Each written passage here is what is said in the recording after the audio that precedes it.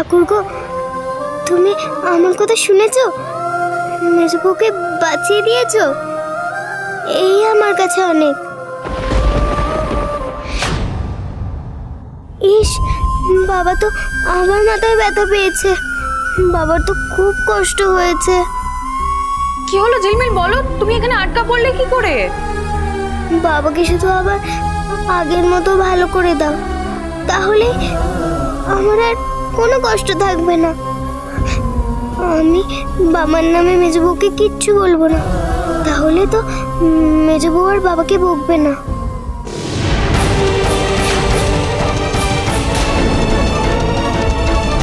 ঝিলমিল, কি হলো বল না, তোকে কে আটকে দিয়েছিল? আমি তো জানি না।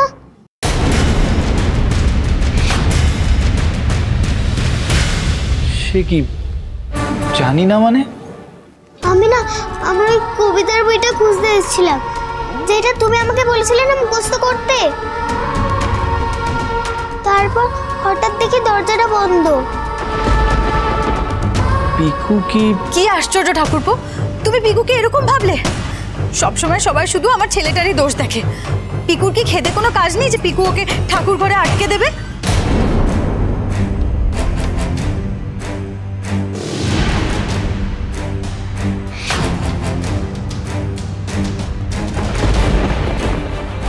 ঝিলমিলকে কে বন্ধ করলো? একমাত্র দাদা আর বৌমনি মাঝখানে ভেতরে এসেছিল।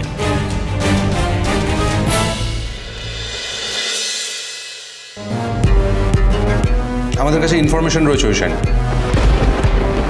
আগামী 2-1 দিনের মধ্যে হরগৌরী পাইস হোটেল থেকে আর্মস এবং চুরি হয়ে যাওয়া বহুমূল্য একটা নেকলেস পাচার হবে। You should be very careful. কেদারকে খবর দাও, অর্ডারের সব মাল রেডি আছে।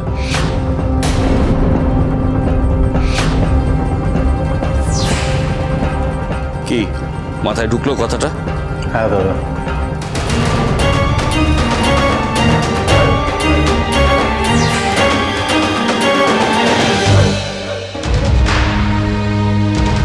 ওইশানি, কোনো রকম সন্দেহজনক লোক দেখলে তার উপর নজর রাখবে। এমন কোনো ঘটনা যদি লক্ষ্য করো যেটা অ্যাবনর্মাল, সাধারণের থেকে আলাদা, তখনই আমাকে ইনফর্ম করবে, কোনো হেজিটেট না করে। ক্লিয়ার?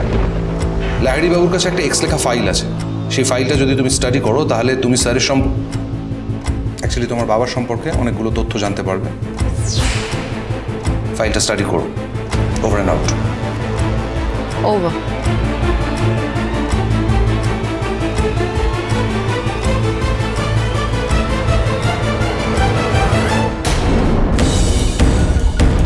অ্যামিউনিশন আর বহু মূল্যবান নেকলেসটা হরগৌরী পাইস হোটেলের মধ্যেই কোথাও আছে, কিন্তু পাইস হোটেলে কোথায় আছে আমাকে খুঁজে বার করতেই হবে।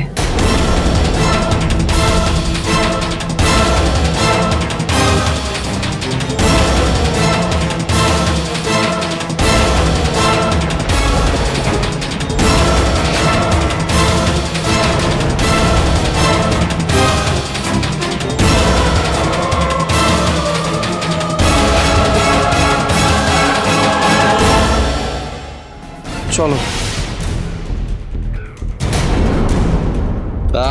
আসলে পুরনো বাড়ি, আমাদেরটা শতাব্দী প্রাচীন প্রায়, ইট পাথর অনেক কিছুই আলগা হয়ে গেছে। দেখি কি করছেন মশাই, দেখছেন তো আলগা।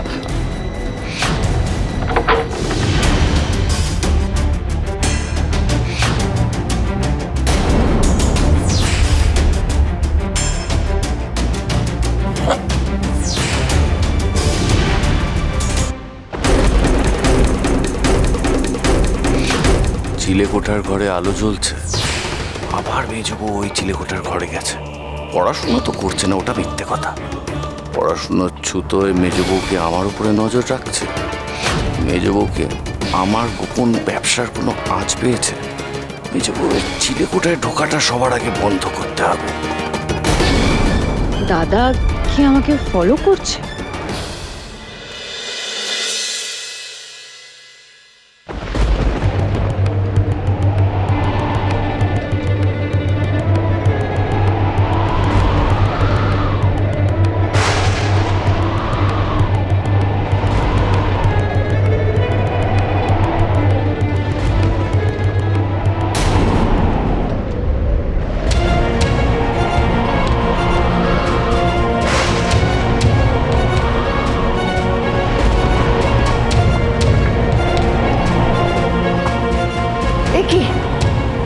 অসময়ে এই ঝড় কেন? আবার কোনো বিপদ আপদ আসছে নাকি?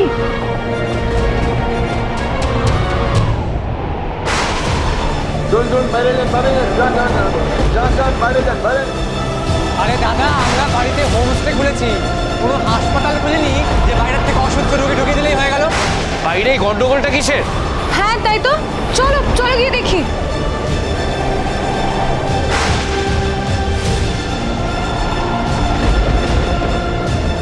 শুনুন, যদি বাই চান্স কিছু একটা হয়ে যায় ওনার, তখন কে দেখবে? আমরা সেই ঝামেলা নিতে পারবো না। আরে যান না, দাঁড়িয়ে আছেন কেন এখানে? নিয়ে যান সেখানে, এখানে হবে না। আরে নিয়ে যান না সেখানে। কি হয়েছে? কি আবার হবে? যবে থেকে হোমস্টে খুলেছে তবে থেকে সেই এক জিনিস, বাইরের থেকে ভুল ভাল লোক এসে ঢুকছে দাদা।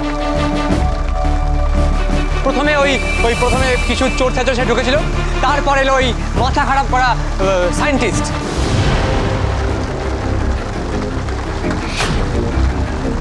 আর তারপর আবার এখন রুগীরাও আসছে।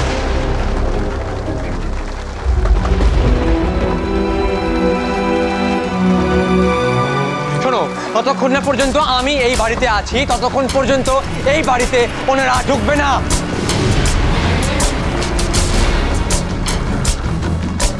এইটা আমি কিছুতেই হতে দেব না। তুই হতে না দেওয়ার কে রে? আমি কে? বলে যাস না মেজদা, এইটা আমারও বাড়ি। তুই তোর ভাগটুকু বুঝে নিয়েছিস ভাস্কর, আর আমরা তো তোর ভাগে গিয়ে অসুবিধা করছি না। তাহলে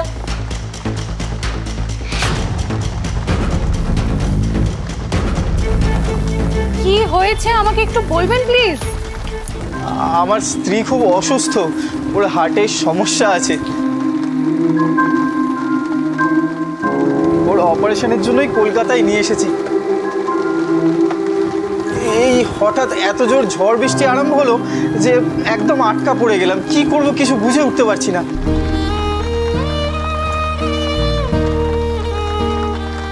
আসলে আমি তো এখানে কিছু চিনি না, সেই কুচবিহার থেকে এই প্রথম কলকাতায় এসেছি। তার উপর ওর শরীরটা খুব খারাপ করে গেছে। আপনাদের বাড়ির বাইরে একটা সাইনবোর্ডে হোমস্টে লেখা দেখলাম, সেই লেখাটা দেখেই আপনাদের কাছে এসেছি। আপনারা যদি একটু সাহায্য করেন। আহ আহ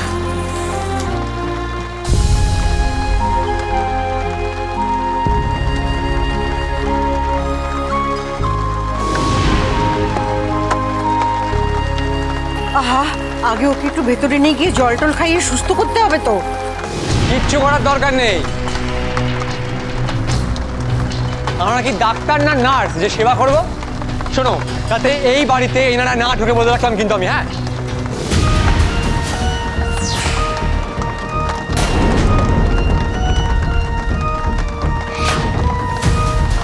ভাস্কর তো ভুল বলছে না মা।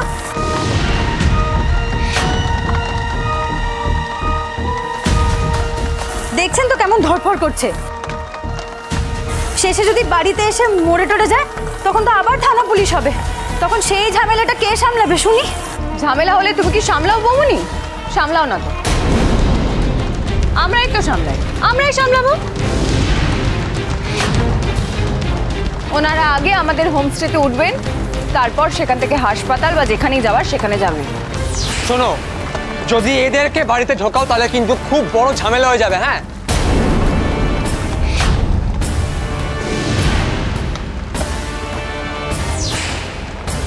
অনেক দিন ধরে তোমার ট্যান্ডাই ম্যান্ডাই সহ্য করেছি, আর নয়।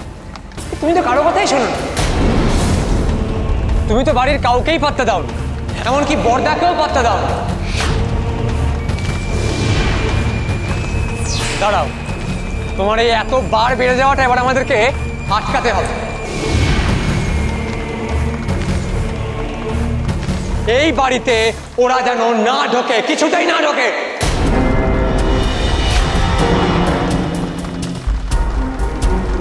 আমিও তোমার সাথে আছি ভাস্কর। মেজো বইয়ের আসপর্দাটা চূড়ান্ত বেড়ে গেছে। দিনের পর দিন আমি আমার স্বামীর অপমানটা সহ্য করেছি, কিন্তু আজ মেজো বইয়ের কথা খাটবে না। এরা দুজনেই বাড়িতে কিছুতেই ঢুকবে না। থামো তোমরা।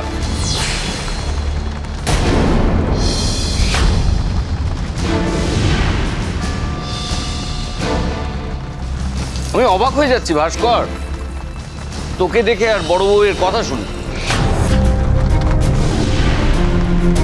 তোমরা কি মানবিকতা সম্পূর্ণ জলাঞ্জলি দিয়েছো?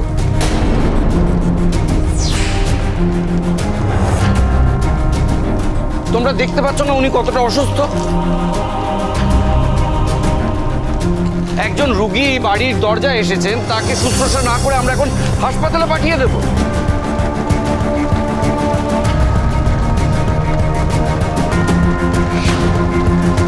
ওনাকে দেখ, ওনার কি হাসপাতালে যাওয়ার মতন অবস্থা আছে? কিন্তু হরগৌরী স্পাইস হোটেল, সোম থেকে রবি প্রতিদিন রাত 10টায় স্টার জলসায়।